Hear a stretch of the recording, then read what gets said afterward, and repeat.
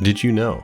Up until about halfway in development, Majora's Mask was planned to have an adult mask. The Hyrule Historia shows some concept art of adult Link, with a note saying, "Only child Link appears in Majora's Mask, but for some reason, there are illustrations for adult Link." The folks who wrote the Hyrule Historia didn't know why that art was in there, but we managed to figure it out by translating some old Japanese magazines ourselves. According to co-director Yoshiaki Koizumi, an adult mask was originally planned as a bonus feature. He said, "Until halfway into development, there was a mask that let you turn into adult Link. In this game, Link can transform into different races, so adult Link would have just been a bonus feature. But art director Imamura pointed out that just turning into an adult wasn't very interesting, and it didn't make Link stronger or anything, so we decided not to include adult Link this time." The Hyrule Historia theorized that maybe these sketches were prototypes for Fierce Deity Link, but in that same magazine, the developers say no, the adult mask was completely separate. The actual origins of the Fierce Deity mask was that at one point they made a mask that turned Link into a gigantic Fierce Deity, but it was so overpowered it totally broke the game,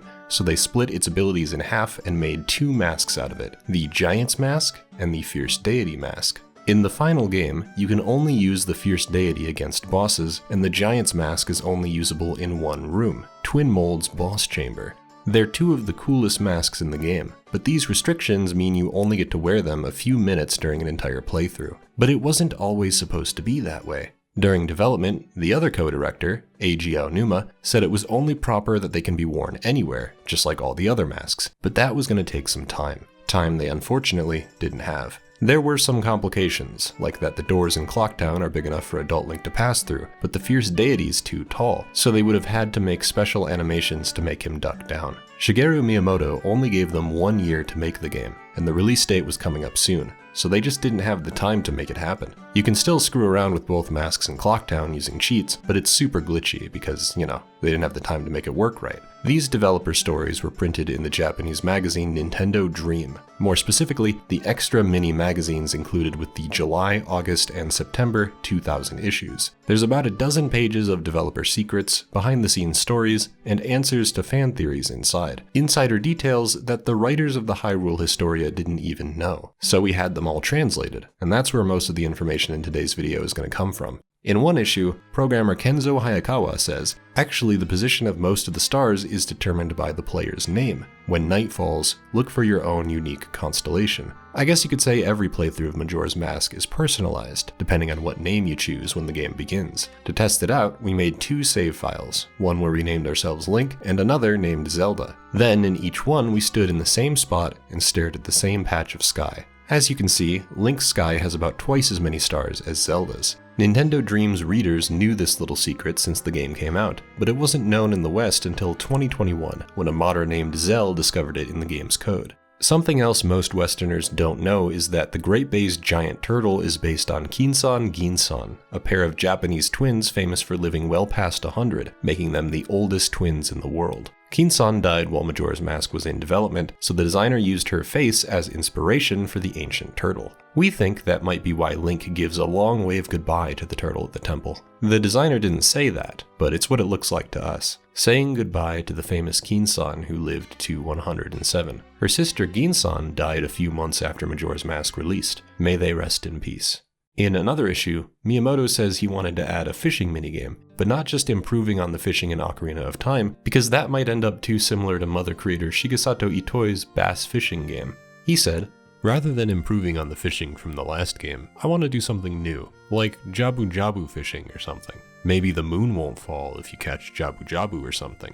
But the reward will probably just end up being rupees. Like, time is money, so you can use rupees to buy time from a time merchant. It sounds good, right? We're still thinking about it." None of those ideas made it into the final game, although the time merchant might have ultimately become the banker who breaks the laws of time. The guy who would have made the fishing minigame was Kazuaki Morita, a real-life fishing aficionado. He made the series' first fishing game in Link's Awakening and secretly created the fishing hole in his off hours for Ocarina. But he said if players lost track of time at Terminus Fishing Hole, the world would get destroyed, so he didn't make one. Apparently they had a change of heart though, because fishing holes were eventually added in Majora's 3DS remake, and you can even catch Lord Chapu Chapu, who's basically a tiny version of Jabu Jabu. Catching him doesn't stop time or really give you anything at all though, just bragging rights. According to series composer Koji Kondo, Each Zelda game's music has a specific theme. Wind Waker has an Irish influence, Twilight Princess is more reminiscent of Eastern Europe, and Majora's Mask is more like Chinese opera, which sounds like this.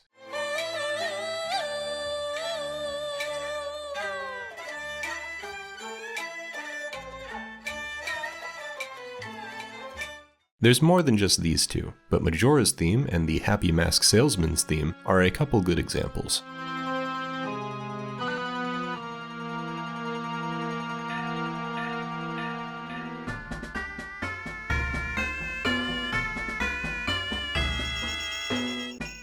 In another issue, the cinema scene director says only half the cutscenes made it into the final game. One he specifically mentions getting cut was a great fairy teaching Link how to do a spin attack. That scene's still on the cartridge though, and was discovered years later, along with cutscenes for the other 4 fairies in Termina, although they're clearly unfinished. One that's almost finished shows Link having to do sit-ups and push-ups to earn his double defense upgrade. So instead of the fairies just giving Link his rewards, it seems they were originally going to make him work for it. Unfortunately, it appears most of the other scrapped cutscenes got erased to free up cartridge space. A lot of ideas had to get scrapped because of the 1-year deadline. In one of these magazines, Miyamoto says, "A lot of people ended up working overtime due to the sheer volume of work that had to be done. Suffice it to say, this was one tough year, I assure you. As long as it was finished, anything was acceptable." I made it clear that that's what was most important. At the start, the staff seemed pretty stressed out. They were like, "There's no way we can make it in a year." Towards the end of development, Miyamoto tried to ease the tension with some small talk and what he calls naughty stories, but the Zelda team found him unbearable and said they just didn't have time for his rambling. Aonuma says he had to pull at least one all-nighter and didn't even have time to play the game start to finish before it released. Majora's writers revealed that some of the NPCs are actually speaking for the developers. Scriptwriter Mitsuhiro Takano said, "We put our feelings into the mouths of Termina's residents. Like when work was getting backed up, we wrote one carpenter to say, 'Damn, I'll have to stay up again. I wonder if I'll finish this.' And 'Damn, guess I'm staying up again tonight. I wonder if it'll be ready in time.' Another example I wrote when our work was interfering with home life was the mayor saying, 'Don't tell my wife.' And after we completed development, I wrote the mask salesman to say, 'You've met with a terrible fate.'" In other words, the guys who worked on Majora's Mask felt they'd met with a terrible fate to have to make a Zelda game with such a tight deadline. At one point they went to a co-worker's wedding and still weren't off the clock. Takano remembers, "The groom had his hairstyle done like Kafe's. When we saw that, we thought, we can use this." We were hardly paying attention to the wedding ceremony, just saying, this could all be game content. Koizumi chimes in, "It was right around that time there was an uproar over North Korea's Taepodong missile, and so we were joking around like, is it really a good idea to have a wedding when we're on the brink of destruction?" And Takano, Aonuma, and I were all excited at what good material this could make. The thought, is it really okay to put on a happy face and have a wedding, isn't a missile about to fall on us? That was a perfect allegory for the moon falling. Then they skipped the wedding reception because they were scared of getting vaporized. But they weren't only short on time. Cartridge space was a concern as well. The devs say they were constantly having to shave things down and search for content they were willing to cut so it'd all fit. All the boss animations took up an especially big chunk, like the first boss Odalwa's dancing. Speaking of which, Odalwa's name is a pun on the Japanese word Odaruwa, which means dance. In development, the bull boss was originally named Hashilwa, a pun on the word run, and the fish boss was Oyorg, a pun on the word swim.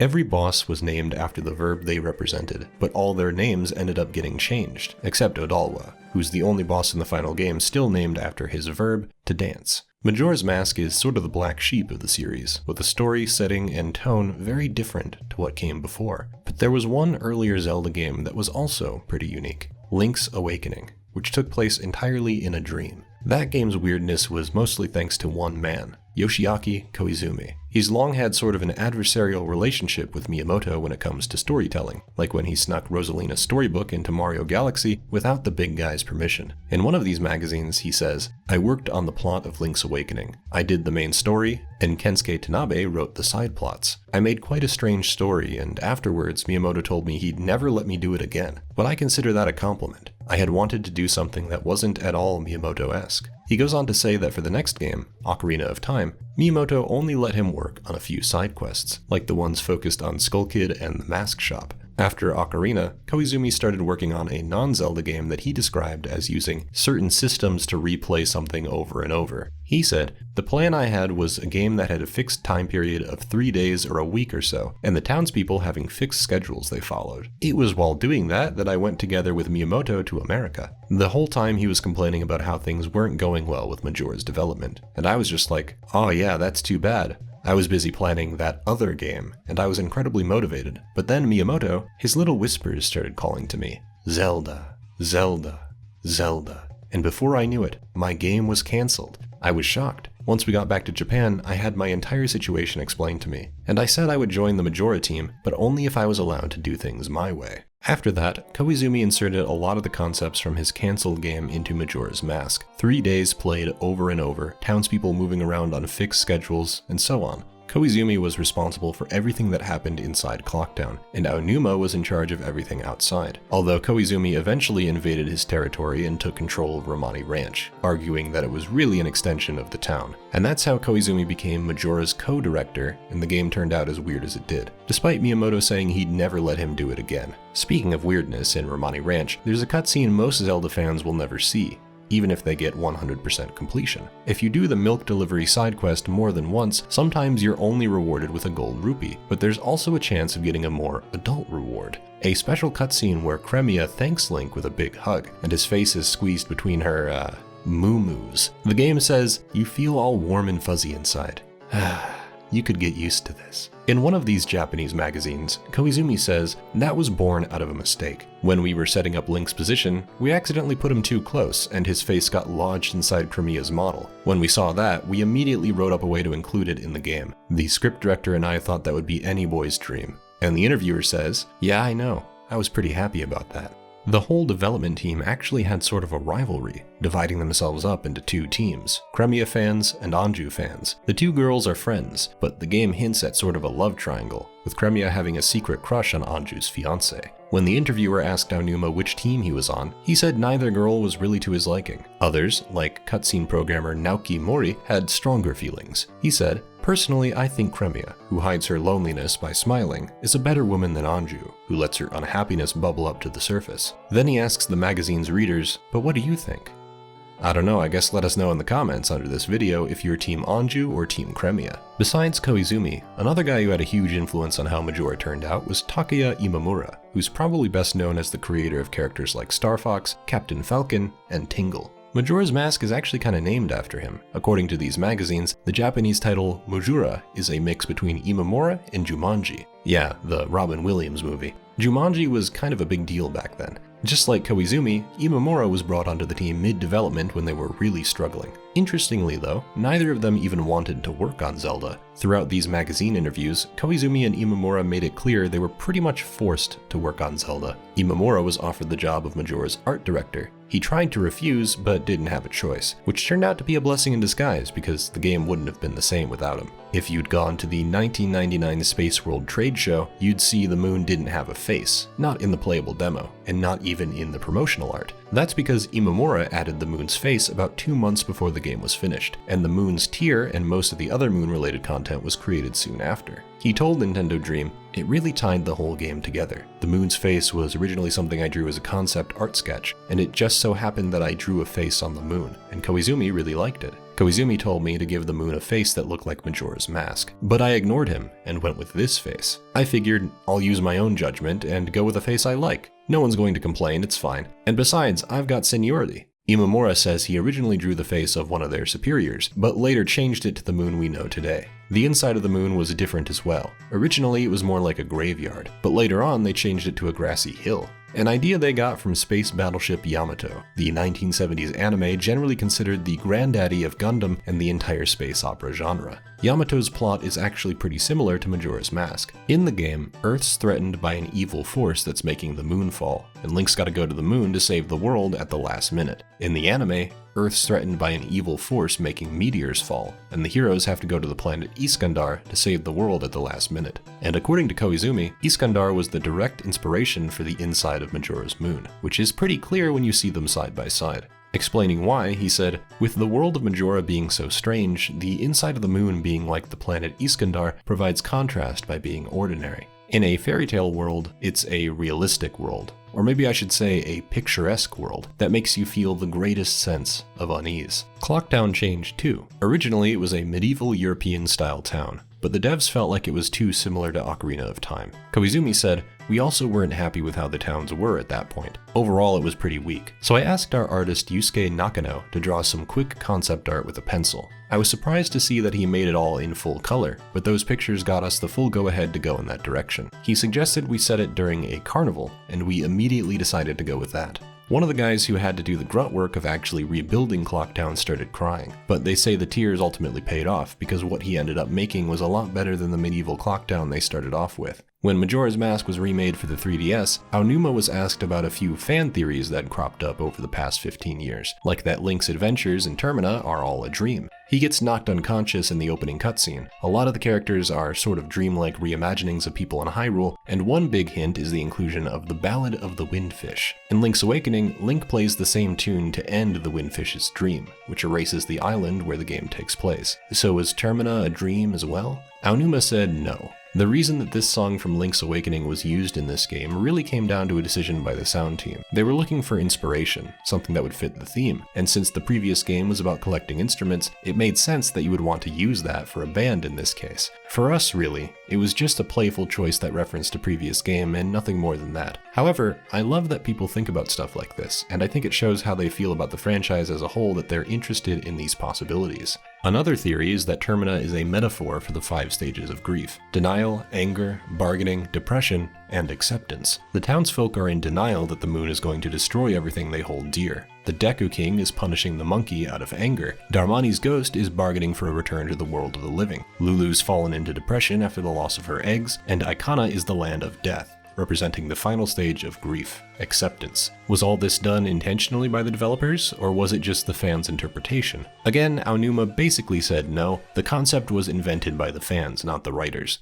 Quote, "It's certainly true that each one of these different episodes you talked about has a slightly different emotional cast to it. One feels like it's tinged with sadness, and another with anger. That certainly was intentional. But I also want to point out that it's not that each of these episodes has only one emotion that they're conveying. There are certainly other notes that we're trying to hit as well. And the reason we did this is to allow the player to experience that emotion, to give them a chance to hook into the emotional tone of the scene and react to it and feel like they want to accomplish something in the game as a result of it."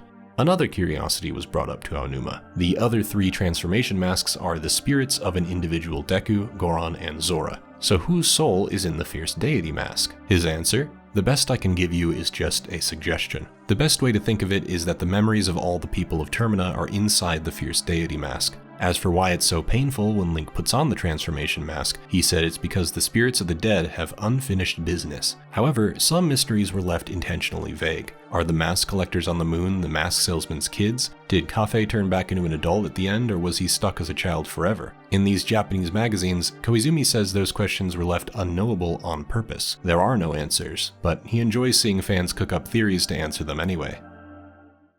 We have some new and exclusive information in this video, so stick around till the end for some fresh facts about some of Nintendo's own N64 titles. Now let's just jump right in. We love us some Diddy Kong Racing. It's a game with a lot of interesting secrets, like the hidden language option that can be found in the US version of the title. By modifying a small piece of the game's code, a normally inaccessible Japanese language option can be activated, but it isn't exactly a decent option for Japanese players. Rather than actually translating the game's text, all it does is replace the game's text with the word Japanese written in English. Amazing, you can tell they spent an entire 5 minutes on that one. The game also has another undisclosed feature that was implemented to dissuade piracy, which has been discovered since our last video covering anti-piracy measures in N64 games. When activated, the anti-piracy measure will reduce the traction on some of the surfaces of tracks, which makes them almost completely undrivable. This was only discovered after fans began attempting to decompile the game's code, known as the DKG compilation project, which so far has unearthed some neat little secrets just like this one. While the Nintendo 64 was stuck being seen as a console for kids, thanks to people judging games like Diddy Kong Racing just from the way they look, this did not necessarily mean that every game released for the system was targeting this demographic. Tony Hawk's Pro Skater, for example, was generally aimed at young adults and teens, meaning that most versions of the title contained some less than family-friendly content. This content that, at the time, would have turned some heads if parents saw their kids playing it. And when the game was brought to the N64 from the PlayStation, many of these more mature elements had to be toned down either at the order of Nintendo or someone else. These cuts removed things that you wouldn't even bat an eye at in modern games, such as the removal of blood being sprayed from the player whenever they fail a trick. Developers of the N64 version, Edge of Reality, also altered some of the language and suggested names of the various gaps found across the title stages, which appear when performing a trick between two set pieces. This includes the Handy Gap, a play on the term handicap, becoming the Spanky Gap. The Long Ass Rail became Big Daddy Rail, and the Holy Shit became Holy Cow. Alterations were even made to Private Carrera's age, in which her profile previously referred to her as barely legal, where now she's said to be 41, which isn't even close to an age that you would refer to as being barely legal. Several boards even had their name changed as well, such as the Erector set becoming Yes Mom, Viagra Falls being Thanks Bob, a bit of an odd trade-off there, Manhandler becoming Hot Stuff, Feelin' Blue being changed to Miss Devastation, New Member becoming Crazy Stats, Solid Wood changing to Foxy Lady, and lastly, Skate Hard being changed to Skate Mean.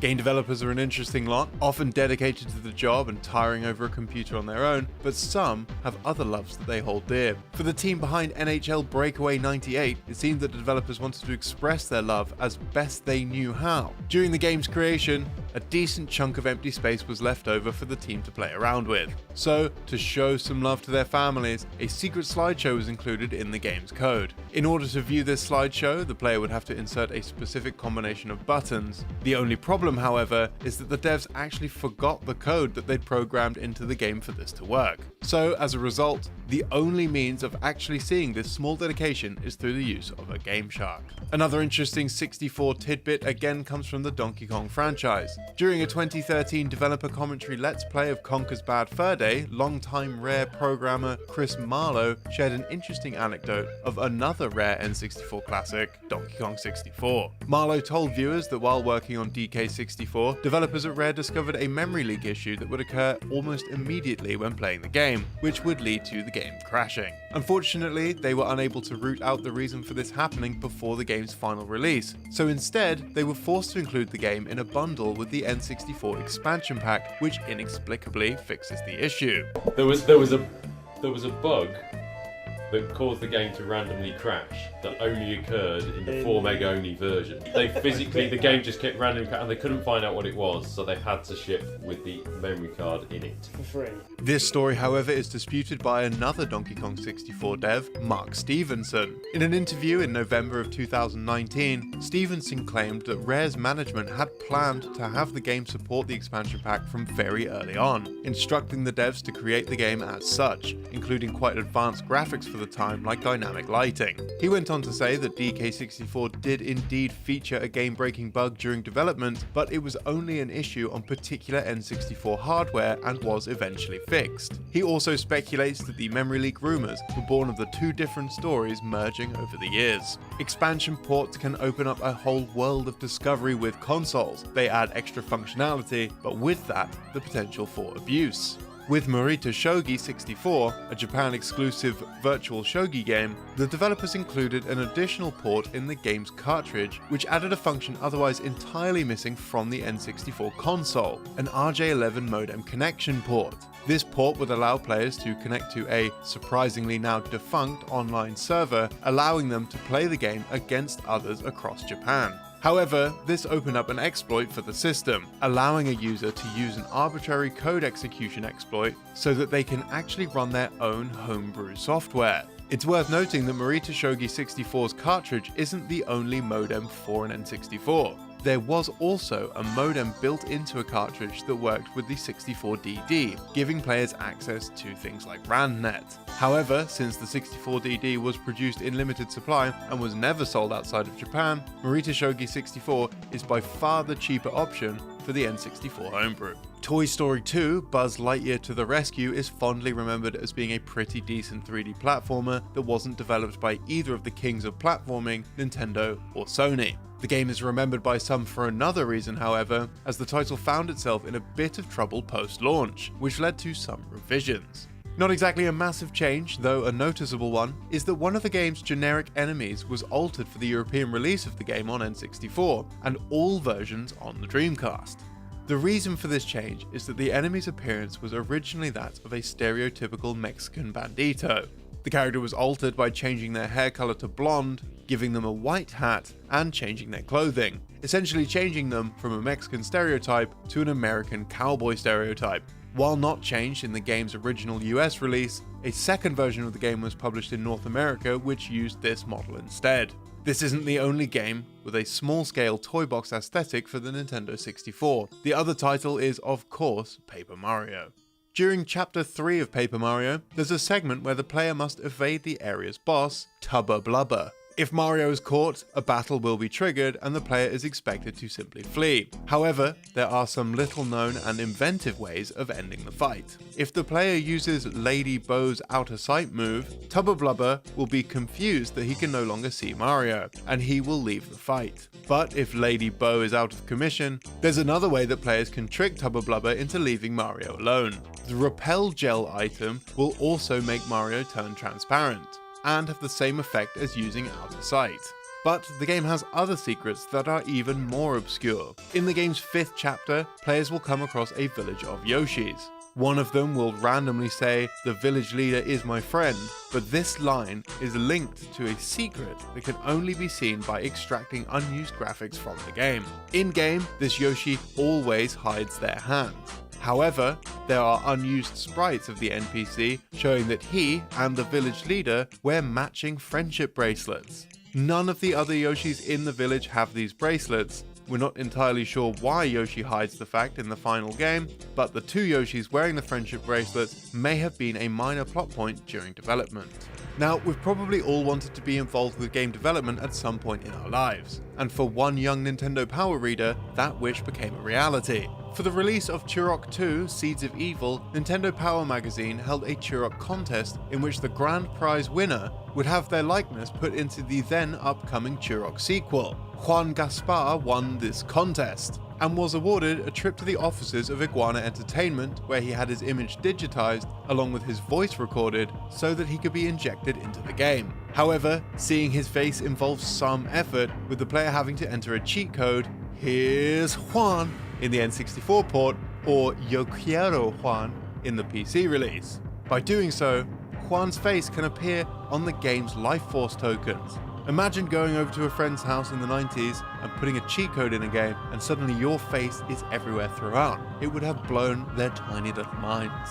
There are more password-based secrets in the Turok franchise, including its progenitor, Turok Dinosaur Hunter. The game features numerous cheat codes with a variety of functions, including your usual extra lives and invincibility, etc. That said, there are a few in the game that are less cheat codes and more of fun hidden Easter eggs. If the player enters the password SNFFRR, it will activate Disco Mode. The environmental textures of the stage will begin to cycle through a variety of colours. Enemies will no longer attack the player because they'll be too busy enjoying the show and having a little dance. The password LLTHCLRSFTHRNB will turn on Purdy colours. This will also alter the colours of the textures, though this time it's a static multicolored effect.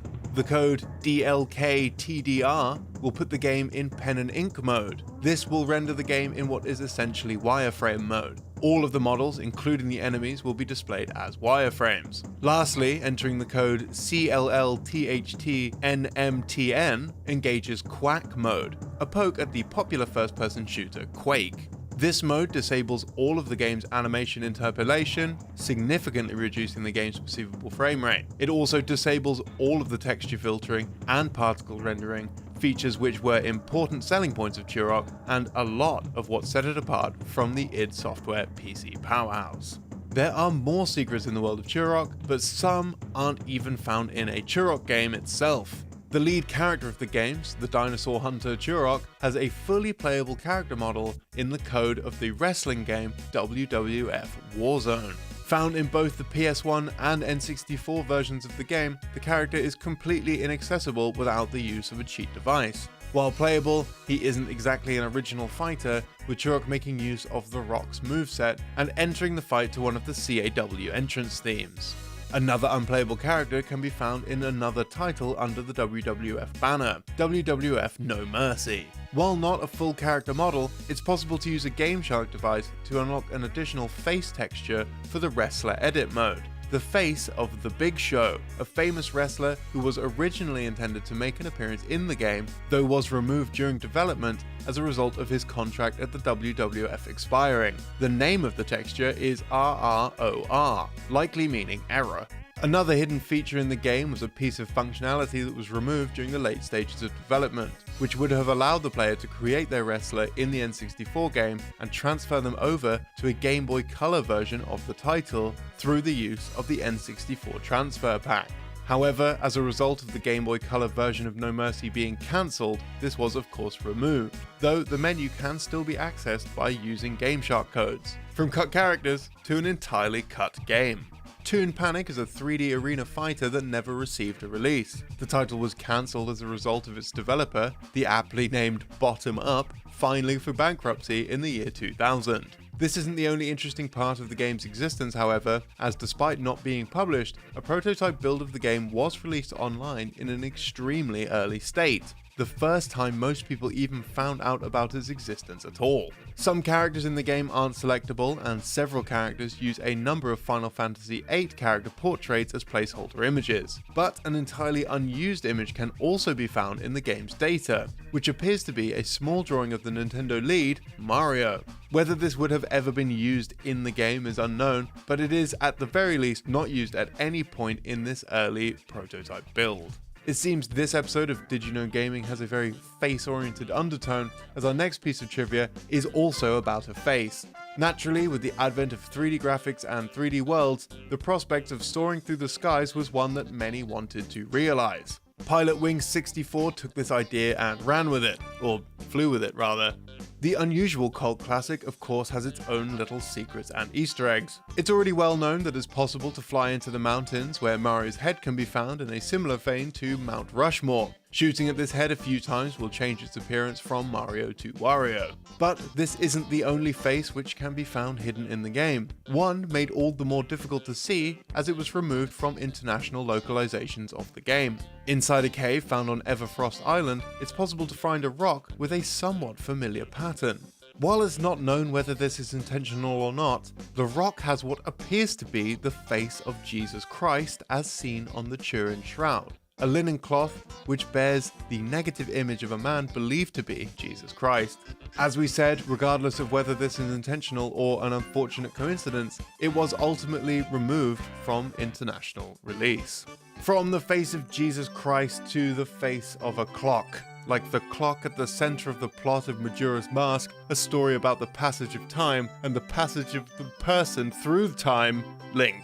In an article found in the September 2000 issue of Nintendo Power, the writer for the game's English language script, Jason Leung, claimed that the South Clocktown business scrub's allusion to his work keeping him away from his wife was actually an intentional nod from the developers at Nintendo of Japan about their own tribulations during the production of the title. Some of these tribulations were likely in trying to create such a massive adventure with limited console resources. The N64 isn't exactly a powerhouse. And a result of this can actually be seen with the lag spike that occurs during the Giants cutscene. When the game was released on the Nintendo Switch, a conscious effort was made to replicate this lag spike intentionally in how the game is emulated. This lag spike was introduced to simulate the N64's own stuttering performance. As if it had not simulated, an error occurs in the scene in which the cutscene will finish before the background music has had a chance to catch up. This error actually happens in the Wii and Wii U Virtual Console versions of Majora's Mask, which didn't bother to emulate the lagging.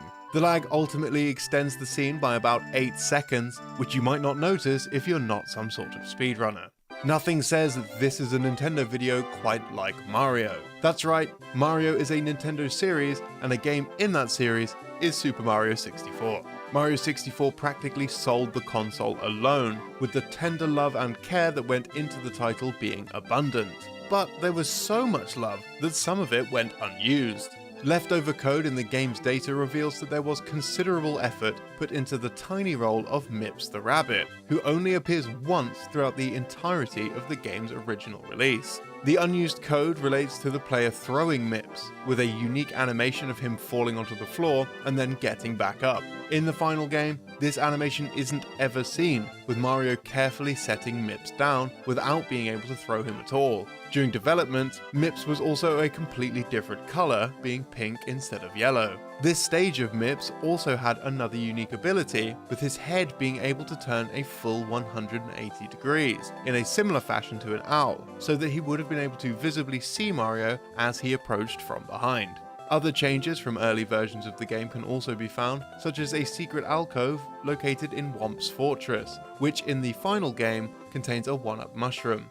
This well-hidden secret was originally not supposed to reward the player with an additional life, but rather a power star. It's believed that this was changed due to the obscurity of its location, as it would have been pretty unlikely for players to stumble upon it, and may have left many frustrated that they couldn't find all 120 stars. Now these next few facts are the all-new ones we talked about at the start of this video, and they're a bit risque. 1080 Snowboarding was a pretty solid game, and was sort of like Nintendo's SSX, but years before SSX even existed. It's similarly oozing with style, as well as some pretty hip and edgy content for a Nintendo game, but it seems Nintendo's developers in Japan took it a little bit too far during development, and 2 phrases of a sexual nature had to be cut after Nintendo's staff in America got a chance to sample the game. We talked to a former Nintendo localizer and graphic designer, Jim Warnell, about his experience bringing the game to the West, who told us, the quirks I came across in 1080 were all audio quirks, and they were things that wouldn't pass ESRB standards at least 24 years ago. I remember on the character select screen with the music playing, there was an audio of a woman in the background saying, give it to me good. Don't want your bad luck, baby. So they had to remove that. As for the second phrase of a sexual nature, Jim told us that in one of the races there was some audio that triggered as the player crossed a bridge, and it sounded a lot like the announcer was repeating what sounded like the word homosexuality, just over and over and over again. Jim heavily emphasized that he didn't know if the announcer was actually saying homosexuality, but they weren't taking any chances and had to ask Nintendo's developers in Japan to take it out. But we've yet to say what Nintendo's Japanese developers' biggest blunder was. There's a character in the game called Dion Blaster, who's a black man from the UK. His name is only Dion Blaster because Nintendo of America had to ask Nintendo to change his name. What was it originally, you ask? Leroy Blackman. It was changed for, quote, obvious reasons. Another N64 classic is Star Fox 64, or Lilac Wars as it was known in our neck of the woods. If the player takes the game's hard path to go to Planet Aquas and complete the level, Peppy will say, Slippy's not such a screw up after all, and then Slippy will rebut with, thanks a lot, Peppy, but Slippy's clapback was originally a lot harsher, with him saying, bite me, old man. This line was written by Nintendo of America, recorded in English, implemented into the game, but later removed. This fact again comes from Jim Warnell, who told us that he went on a business trip to Japan during localization, and when he came back to the States, the line was just gone. Apparently, someone else at NOA thought it was a bit much. But the Japanese version arguably goes even harder than this, which makes the censorship seem fairly unnecessary. In the Japanese game, Peppy will say, even Slippy can be useful sometimes, and then Slippy responds by saying, shut up, old man. After telling us about this story, Jim left us with another cool little tidbit. Fox McCloud's signature at the end of Star Fox 64 was written by Jim himself.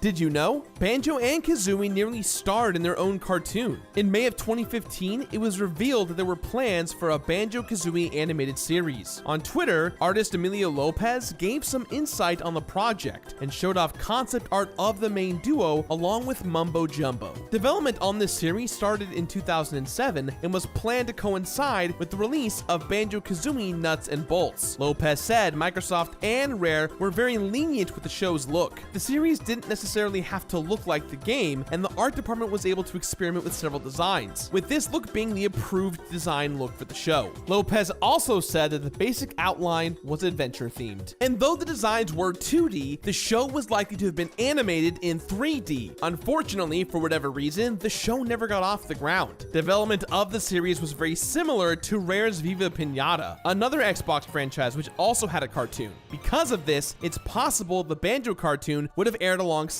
Viva Pinata on the 4Kids TV Saturday morning block. There were other attempts at marketing that didn't pan out for Nuts and Bolts. During the game's development, Rare supposedly entered the Red Bull Flug Tag. This was an air show where competitors fly homemade man-powered flying machines and anyone can enter. They had an application pitched to the event, but according to Banjo designer Greg Males, the idea was rejected. One interesting fact about the first Banjo is that there's 116 Mumbo tokens to collect, but the player can only legitimately obtain 115. Two tokens in particular are found in Mad Monster Mansion, one hidden inside a breakable keg in the wine cellar, and the other found in the area underneath Lago the toilet. These tokens were accidentally assigned the same bit in memory, and when one of them is picked up, the other simply vanishes into thin air. The Banjo games also have had some interesting regional changes. For example, Gruntilda is known for speaking in rhyme, but this was handled differently in the Japanese releases. It's extremely easy to rhyme in Japanese, so easy that it happens by accident constantly. Because of this, Japanese poetry never adopted a rhyming style and favored things like haiku and tanka instead. Since Gruntilda's rhyming would be lost in translation, the Japanese localizers removed it and gave her some unique speech patterns instead. She was made to speak like an old Japanese woman, using a verbal tick at the end of a sentence. Occasionally, she also holds some of her vowels longer than normal, making for an unusual way of talking. Jam Jars is the main rhymer in Banjo-Tooie, with his speech syncing up with the drill music. However, the Japanese game made no attempt to adapt this. He simply explains the moves out of sync with the drill music. After beating Grunty at the end of Banjo-Tooie, the main characters decide to kick her detached head around. However, this ending was altered in the Japanese release, with her head being concealed in a sack. This was likely changed to align with Japan's strict laws of dismemberment in media. In the Japanese version of Tooie on Xbox Live Arcade, the end cutscene plays out as it normally does in all other versions. When Banjo-Tooie was announced for Xbox Live Arcade, Rare said the game would be a note-perfect migration of the original. However, the game actually came with a number of glitches and oddities in the audio department. Certain enemy sound effects cut out early, and the theremin instrument lacks the vibrato it had in the original. This can be seen by comparing the sound when a Jiggy appears in the N64 version compared to the Xbox Live version.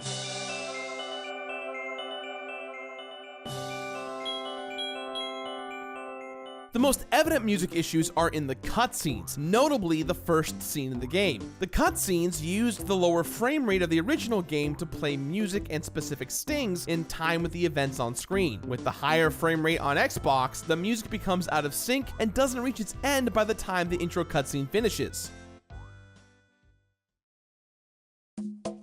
Banjo-Tooie boasts a large cast of characters, 3 of which had their names chosen by fans in the United Kingdom. In April 2000, issue 91 of the Nintendo Official Magazine, which later rebranded as Official Nintendo Magazine, held a contest on Rare's behalf. The contest let readers submit names for 3 characters, with the winners having their submissions used in the final game. They'd also win a free copy of Tooie and signed artwork from the Rare developers. These character names were Bully and Bill, chosen by Kyle Kyle Hudspeth, Chris P. Bacon by Simon Turk, and Jeremy Craggs named Old King Cole. This final name was actually submitted by several contestants, but Jeremy had his name drawn first. Interestingly, this contest also claimed Tooie would be out later in 2000. While the game came out in November of 2000 in America, Tooie wasn't released in the UK until April 12, 2001, just one day before Conker's Bad Fur Day also released in the UK. Speaking of names, Banjo and Kazooie's have some interesting roots. According to game journalist Andy Robinson, a collaborator with Rare alum and writer for Nintendo Official Magazine, Banjo and Kazooie allegedly got their names from real-world figures. During a trip to Japan, Robinson learned the duo's names came from relatives of Hiroshi Yamauchi, who served as Nintendo's president during the release of Banjo 1 and 2. Kazooie is apparently named after his son, Katsuhito, with Banjo sharing the name with his grandson. However, this conflicts with a different story that says the duo got their names from the instruments they play. When a Twitter user asked Greg and Steve Males if the Yamauchi story was true, Greg Males responded by saying it was indeed the case for Banjo, though he was unsure about Kazooie. Robinson had said if anyone knew about this for sure, it would be Rare founders Tim and Chris Stamper. The series is well known for its use of innuendos and occasional adult humor, with one instance being quite infamous among fans. In Banjo-Tooie's Pterodactyl Land, the rock formation leading to Mumbo's hut has been labeled as overly phallic by fans, so much so that they believe its shape isn't a coincidence. It's been disputed whether it was meant to be intentional or not, but in 2015, the truth finally came out. During the announcement window of Yooka-Laylee, Playtonic Games sat down with former Rare environmental artist Stephen Hurst. They spoke to Hurst about the process of creating a game world, with Hurst citing how fun it was to add extras and secrets to a world's layout. Playtonic inevitably asked about the supposed phallus in Pterodactyl Land. Hurst sheepishly admitted to it, but at the same time tried blaming Greg Males for it. Hurst said,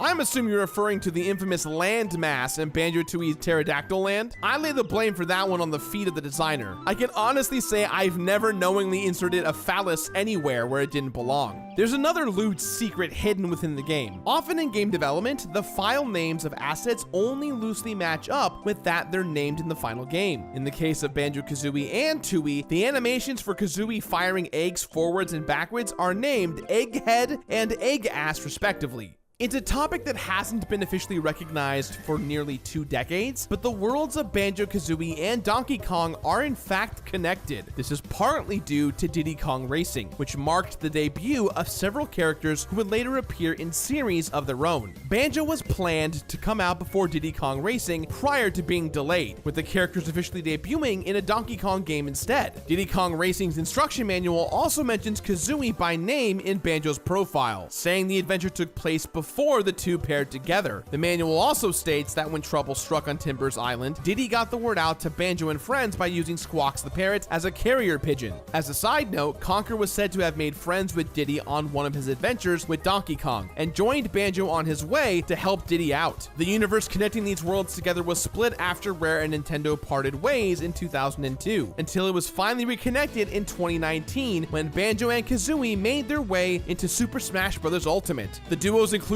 was a joint effort between Rare and the Smash team, having been in the works since 2018. The look of the duo was attributed to Rare artist Paul Cunningham, who started at Rare in 1995, with one of his first games fittingly being Diddy Kong Racing. It might go without saying, but the bear and bird had been requested in Smash Bros. Ever since the original game. We previously mentioned that there were plans for Rare-based trophies in Super Smash Bros. Melee, and according to a 2002 interview with Nintendo Dream, Sakurai confirmed one of those trophies was going to be of Banjo and Kazooie. The reason they did not make the final cut wasn't due to an impending Microsoft buyout, but rather because Rare was based in the UK, and communications between the two teams while still having Melee out on time proved to be difficult. At the time, Sakurai also said adding a Rare character to Smash seemed like a no-brainer, but deemed it unlikely due to a number of legal reasons. In the years leading up to their eventual inclusion, Microsoft were more than open to the idea of having the bear and bird appear in Smash Bros. Xbox head Phil Spencer said in 2015 that when working with Nintendo with Rare IP, they've had no issues whatsoever. When the deal eventually came out, Microsoft had several of their titles already appear on Nintendo consoles, like the Nintendo 3DS and Nintendo Switch, which likely smoothed things over. In an interview with Kotaku, Phil Spencer even said, "I think it's cool that Banjo is going to be in Smash." Banjo's inclusion comes with a number of firsts. Though not the first Western-designed characters, Banjo and Kazooie are the first set of fighters to hail from a non-Japanese series. They're also the first third-party characters to have once been second-party, and the first to be owned by a direct competitor of Nintendo. They're also currently the only DLC fighters without a game of their own on the Switch. And during their presentation, Sakurai urged fans to give the games a try on Xbox One. The new Spiral Mountain remix was provided by original Banjo-Kazooie composer Grant Kirkhope, marking the first time Sakurai worked with a musician outside of Japan. Sakurai was a bit worried about communication, but he assured Kirkhope did an amazing job. After the Banjo-Kazooie DLC was released for Smash Ultimate, the duo's original designer, Steve Mayles, expressed some desire to have the N64 games remade. Mayles told VGC, "Could the reaction of fans to Banjo and Kazooie in Smash persuade Microsoft to make another Banjo game? The revival of Spyro and Crash went pretty well after all. I think a fairly safe way to gauge demand for a new game would be to remaster the original two games. Then, if the interest is there, perhaps we could see Banjo return in the new no-expense-spared game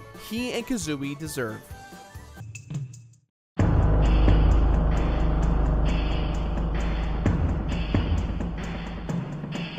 Did you know? The Turok franchise actually started in 1956. The series got its start as a comic book, with the original storyline centered on a pair of Native American brothers named Turok and Andar, who become trapped in a mysterious valley inhabited by dinosaurs. The initial run of comics lasted until 1982, but the series was revived a decade later by Valiant Comics in a story that introduced the Lost Lands setting, which was popularized by the Turok video games. Following the purchase of Valiant Comics by Acclaim, another reboot of the comic was published in 1998. It developed the story to be more in line with the video game series and changed Turok from the main character's name to a title meaning Son of Stone. As a longtime developer for Nintendo platforms, Acclaim was approached by Nintendo to make a game exclusively for the N64 before the console's release. The project was given to a relatively inexperienced team at Iguana Entertainment led by first-time lead designer David Dinespire.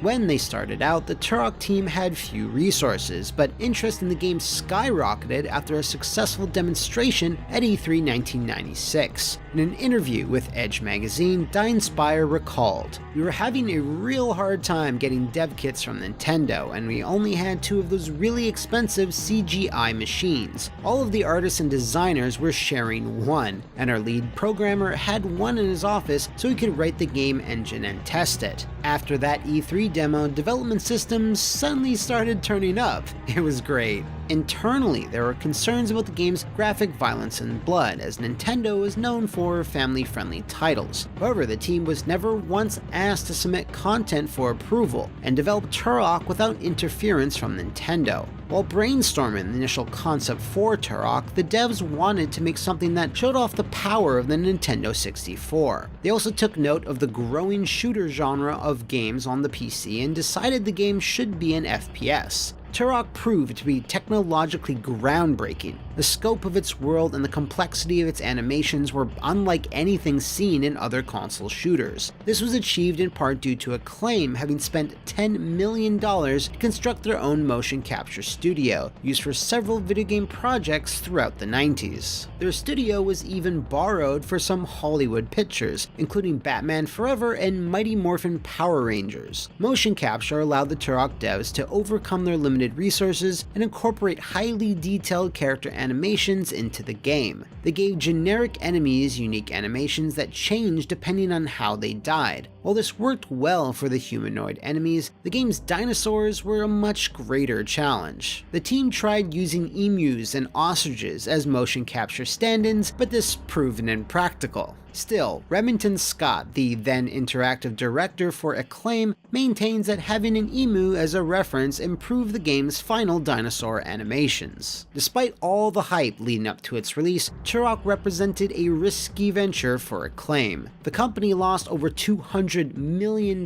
in fiscal year 1996 and were forced to lay off 100 employees. The game's mature rating and the hefty $80 price tag caused some analysts to doubt the game's potential. In the end though, Turok overcame these drawbacks and was a massive hit, selling more than 1.7 million copies. The mayor of Glen Cove, New York, the city where Acclaim was based, even temporarily renamed a street Turok Boulevard in honor of the game's launch. Nintendo themselves recognized the game's success by featuring Turok as part of their Player's Choice line, the first third-party game to receive the honor. The game was successful enough that Sculptured Software, another studio owned by Acclaim, started testing the possibility of porting Turok to the PlayStation, though ultimately nothing came of it. Before Turok was even released, Acclaim announced pre-order sales for the game were so strong that they were already starting development on a sequel, tentatively titled Turok Dinosaur Hunter 2. The team at Iguana was careful to listen to fan feedback, who asked for improved controls and a multiplayer mode. Despite this, the multiplayer mode almost didn't make the cut.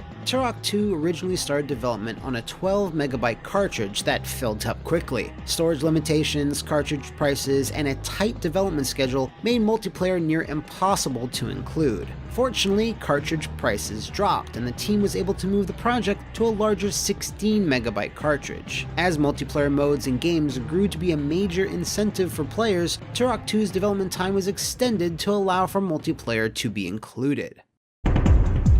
One of the most common complaints from fans about the first Turok was its control scheme. According to Dynsteiber, the plan for Turok 2 was to include two control schemes, one based on Turok and one more familiar to fans of GoldenEye. This can be seen quite literally in an early demo build of the game that offered two control setups named Turok and Golden. These were renamed to Expert and Arcade for the final release. Other differences in the demo included the presence of checkpoints, which were later removed, and a complete lack of blood. Players were also unable to climb down ladders in the demo and could damage themselves with their own weapons. Some elements of Turok 2 took inspiration from other sources. In an interview with IGN, Dynsteiber confirmed the cerebral bore weapon was inspired by the iconic Sentinel spheres from the Phantasm horror movies. This isn't the only referential weapon in the franchise though. Dinosaur Hunter's fusion cannon is likely based on the BFG 9000 from Doom, which was a large inspiration for Turok's developers. And Turok Rage War's Chestburster is likely a nod to the Alien franchise. The title Chestburster is usually given to the second stage in a xenomorph's life cycle when it bursts out of the host's chest. Both Turok and its sequel were eventually remastered by Night Dive Studios and released on digital stores like Steam and GOG in 2015 and 2017 respectively, as well as on the Switch and Xbox later on. The Turok 2 remaster contains several unused levels in its data, though most of these were meant for testing purposes. One of the levels, named Not Dwango, is a recreation of a popular fan-made multiplayer map from Doom 2 known as Dwango. The name Dwango is an acronym for Dial-Up Wide Area Network Game Operation, an online gaming service from the mid-90s that became popular enough to use with the Doom games. The Not Dwango map was removed from Turok 2 with the release of a later update. As part of the same update, a level editor was added to the game. The Turok games have seen a few changes when released in different regions. Both Turok and Turok 2 were given different titles in Japan. Turok Dinosaur Hunter became Dimensional Warrior Turok, and Turok 2 Seeds of Evil became Violence Killer Turok New Generation. Meanwhile, the German version of Turok was censored in several ways. All the human enemies in the game were replaced with robots, and their sound effects were altered. The blood was also removed from the game's box art. Turok Rage Wars also had regional censorship. Oddly, 4 playable characters were changed in the German game. Adon, Campaigner, Bastille, and Syra were all altered. Adon was entirely replaced by a robot, which even overwrote her alternate skins, which became unchanging robots. Syra was also replaced with, you guessed it, a robot. Campaigner was altered to appear less human with a metal tone to his skin and red eyes, and Bastille was given a helmet with an opaque visor to cover his face. The original North American version of Turok Rage Wars featured a glitch that effectively rendered the game unbeatable. One of the modes in the game's 2-player co-op trials was Frag Tag. In this mode, one player's character is turned into an animal, forcing them to reach a special platform to change back while the opposing team can earn points for killing the animal player. At the end of the match, the team with the highest score wins. Due to the glitch, however, any frag tag level played in co-op would result in a failure for the players, regardless of how many points they'd earned. This made the 2-player trials mode impossible to complete. The bug was fixed in later North American builds, and this glitch never affected other regions. For North American players stuck with a defective copy, Acclaim offered to send a replacement cartridge. This offer wasn't advertised in any way, however. Players could only take advantage of it by emailing Acclaim, where they'd be instructed to mail their copy in to receive a replacement. The game was originally released on black N64 cartridges, but the replacement cartridges were the simple gray. Because of how relatively unknown the replacement offer was, gray cartridges of Turok Rage Wars have gone on to become valuable collector's items. Another rare and extremely unique piece of Turok history was sold online. In January of 2017, YouTube channel Silicon Classics uploaded a video about a collection of CGI indie workstations they acquired that once belonged to Acclaim before their bankruptcy. While documenting the contents of the computers, one of them was found to contain the complete source code for Turok Dinosaur Hunter. Rather than dumping the code online, which would have led to legal ramifications, Silicon Classics put the computer up for sale on eBay. About a year later, a Reddit user going by the name of Code Ouroboros made a post claiming to have found the source code on a file sharing site. But there was a catch. Whoever uploaded it had also encrypted the code with a series of passwords and provided a set of riddles as clues. According to updates on the Reddit post, the first 2 passwords were Pandora's Box and Trojan Horse, but the third and final riddle seemed to stump them, with no further updates from Code Ouroboros. However, in August 2018, the game's source code surfaced online, allowing anyone to access the complete library of character models, sound effects, music, and other assets from Turok. The Turok franchise continued to evolve after the N64's lifecycle. The first next-gen Turok game was Turok Evolution, which Acclaim advertised aggressively. The company announced they were offering $10,000 in US savings bonds to any parents who named their newborn child after the titular hero in the game. The child had to be named Turok for at least a year, had to be born around August or early September 2002, and an official birth certificate had to be presented to Acclaim as proof. This stunt followed a previous campaign where Acclaim offered £500, roughly $766 at the time, and an Xbox to any Brits who'd legally changed their name to Turok. The British marketing stunt had thousands of responses, and we can only pray that the Name Your Child Turok stunt had none. Did you also know that there's over 30 Mario video games that America never got, or that there's a cancelled Zelda game for the DS that no one had ever heard of until a few weeks ago? For more on those, click or tap one of the videos on screen, and thanks for watching.